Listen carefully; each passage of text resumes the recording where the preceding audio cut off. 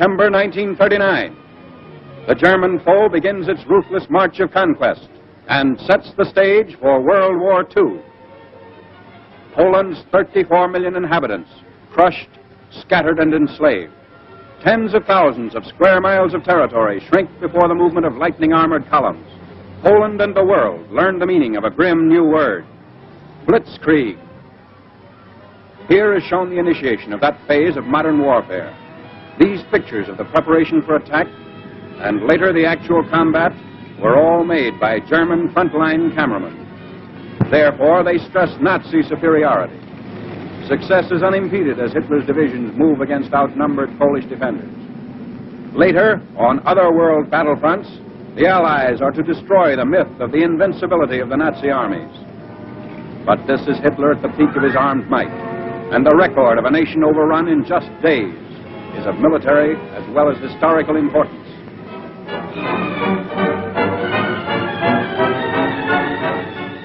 The spark is set off in the free city of Danzig. Nazi secret agents had long plotted the revolt against law and order. Germany called it liberation. The world knew that Danzig represented the ignition of the European powder keg, the excuse for Hitler's hordes to begin their destructive campaign of conquest. Here is the historic last stand of Danzig's loyal defenders. They're entrenched in the city's post office and under repeated fire of Nazi-trained militiamen.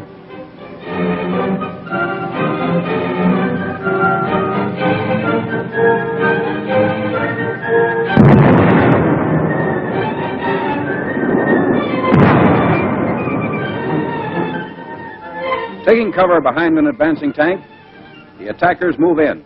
Gasoline is sprayed on the building, and its doom is sealed.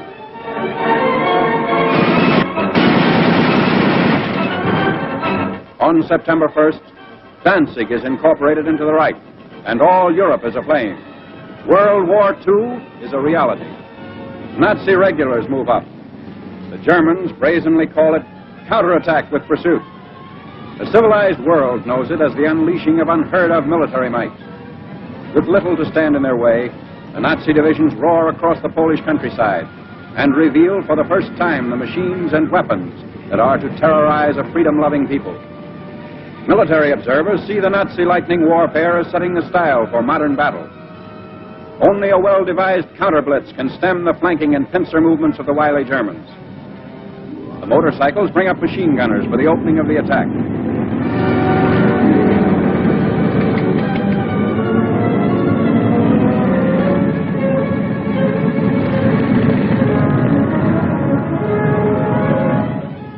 Camouflage is used to best advantage.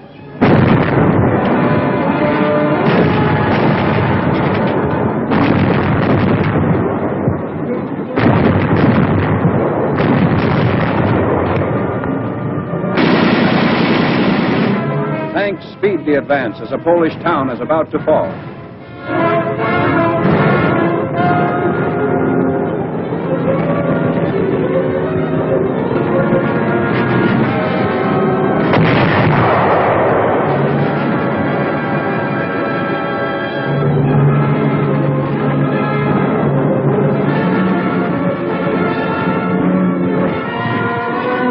Before the day is out, the Nazis have occupied the town, which is still burning and in complete ruins.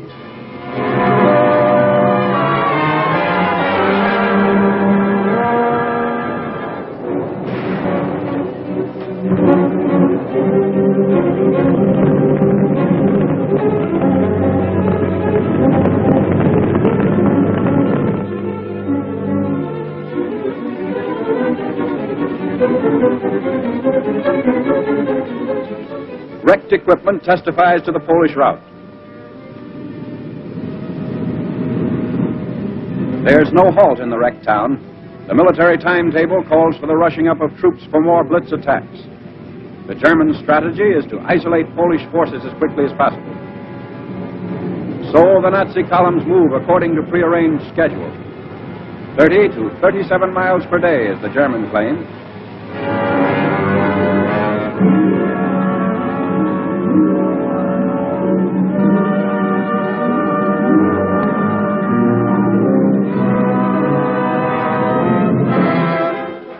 A strategic bridge across the Vistula River has been blown up by retreating Polish soldiers. But in their haste, they were unable to ensure its complete destruction. The enemy will be delayed, but temporary repair is not impossible for skilled mechanics to accomplish in fast time.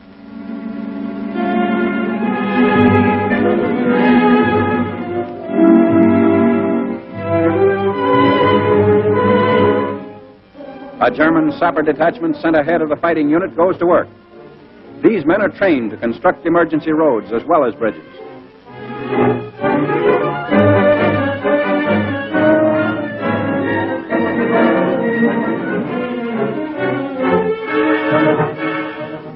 The hastily constructed span is quickly put to use by the advancing Nazis.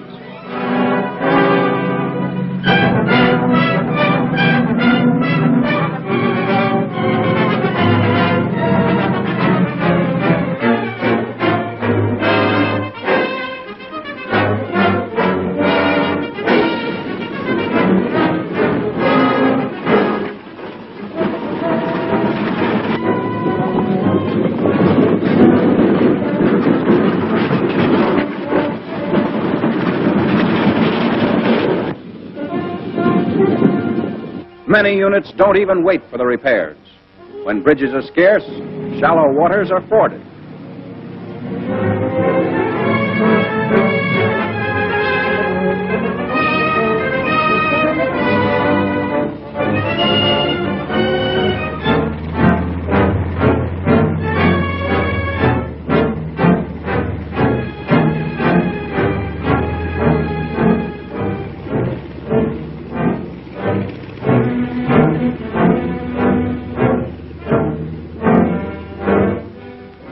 Blitz-minded German generals even defy fatigue. Long lines of tired troops are kept moving against the foes. The operation is based on the principle that contact, once made, should never be lost. Naps are snatched on the move.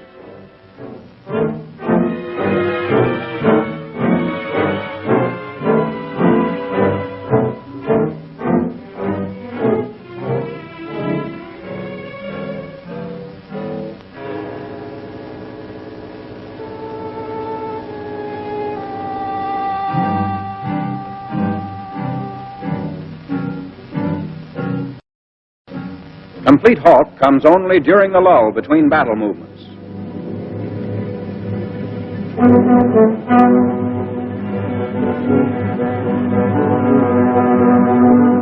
At all times, weapons are kept clean and ready for instant use. This enemy of ours has mastered every technique necessary to the maintenance of efficient fighting contingents.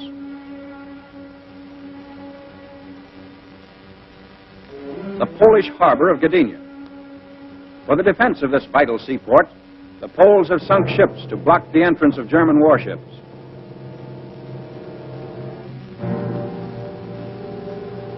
The Nazis direct their fire across the harbor. Military and naval forces are cooperating to bring about complete destruction of Polish defense installations.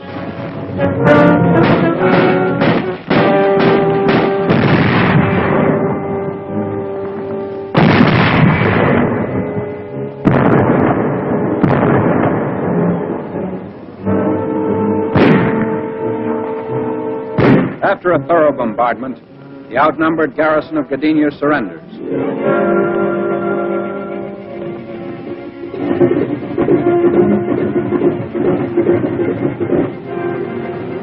The Nazi air arm plays a major role in the wanton destruction of Polish territory. The method is now a familiar one. First reconnaissance planes go aloft to secure valuable photographic data. The aerial pictures will show the movement and position of Polish troops, and also the undefended sectors that will supply easy targets for Nazi bombs.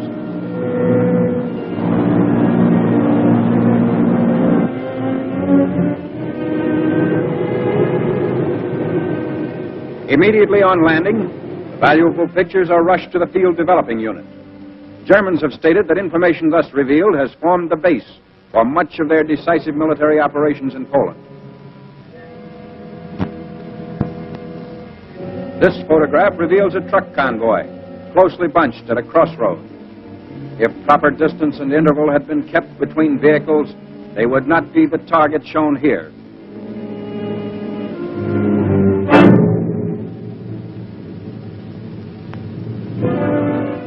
ground and Air Force raids are worked out with greater unity through the use of the aerial photographs.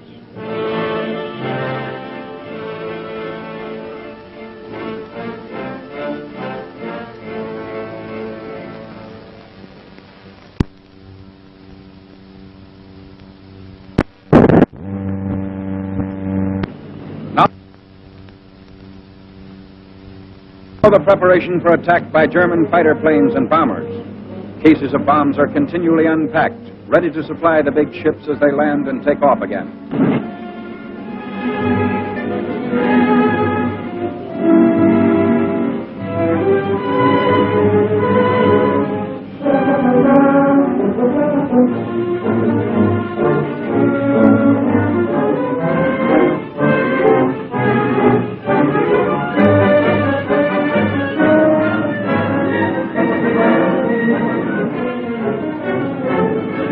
Wave after wave of destructive aircraft leaves the field. They are assigned to swarm ahead of the land armies and destroy complete fortifications, batteries, marching troops, railway junctions, and important highway links.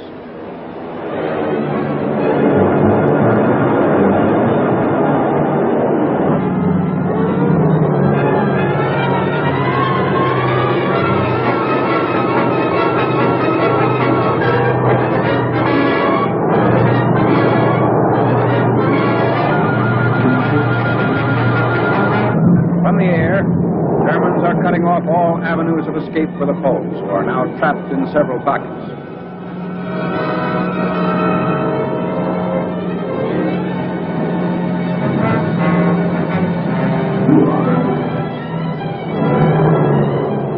A Stuka dive bomber attacks an important railway junction. He swoops down thousands of feet before releasing his bombs.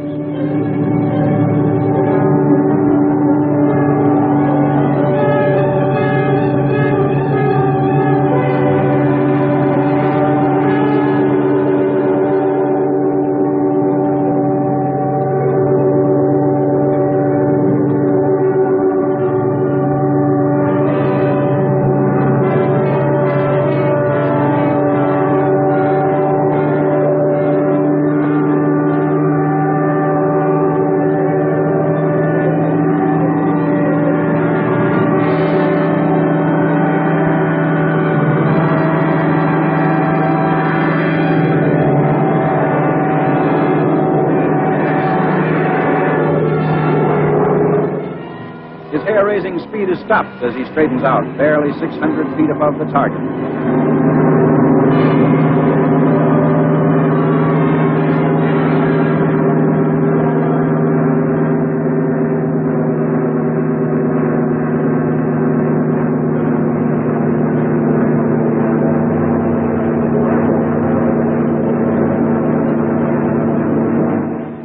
The Polish anti-aircraft fire is not sufficient to hold off this winged enemy.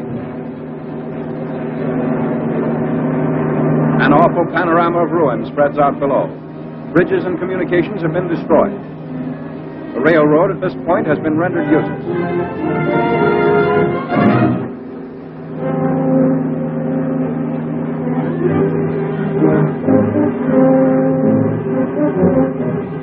Nazi bombs also knock out the heavy armored cars which the Polish army had hoped would see effective action against the enemy.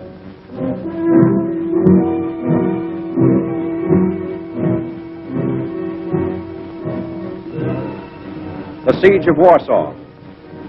The big attack begins 31 miles outside the capital. Shells are dropped into Warsaw without let-up as day by day the Nazis forge a tighter ring of steel around the almost helpless city.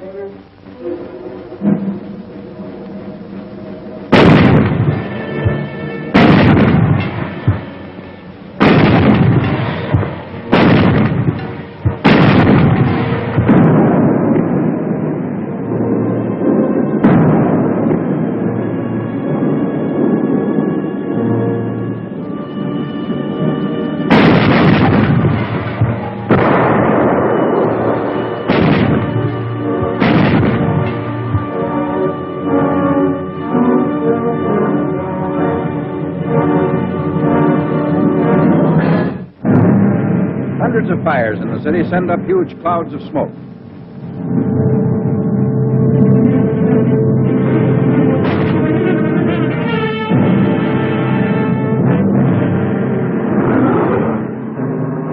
Warsaw is lost. The vicious Nazi attack has left the city in ruins. The Blitzkrieg has won the first round. In less than 30 days, Poland has fallen. Warsaw's final surrender comes on September 27th.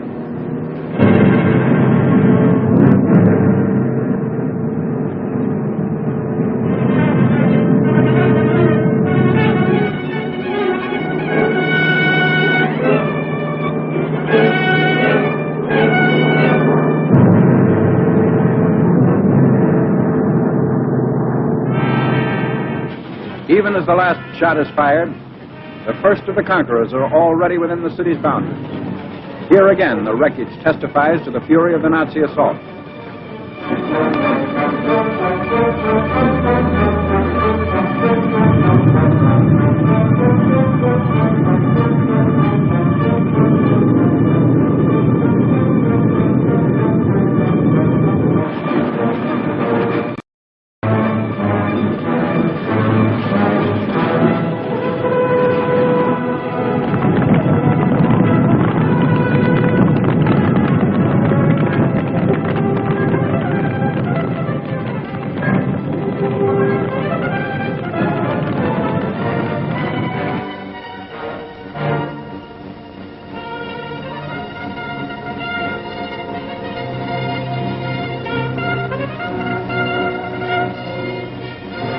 The occupation of Warsaw by the enemy is now complete. The Poles have fought bravely against this foe, but were overwhelmed by the sheer superiority of numbers and fighting equipment.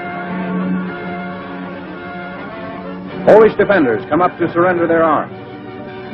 Germans claim sizable quantities of guns and ammunition taken throughout the country. There was no time for the Poles to destroy their weapons. So quickly did the Nazis move in and dominate each position.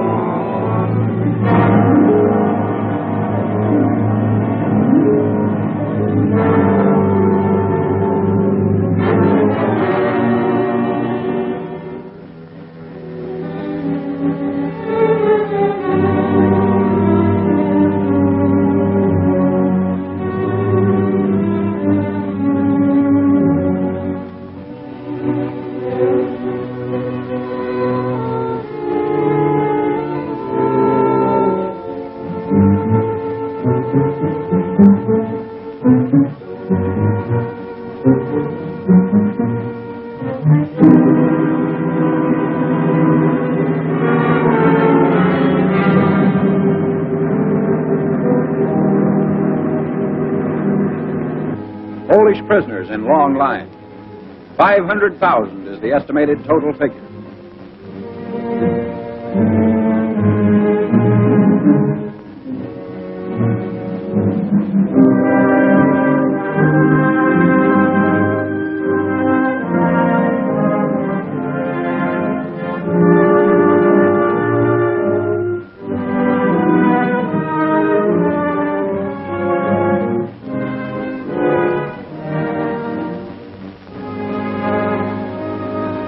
This was the challenge of conquest Hitler hurled at the universe.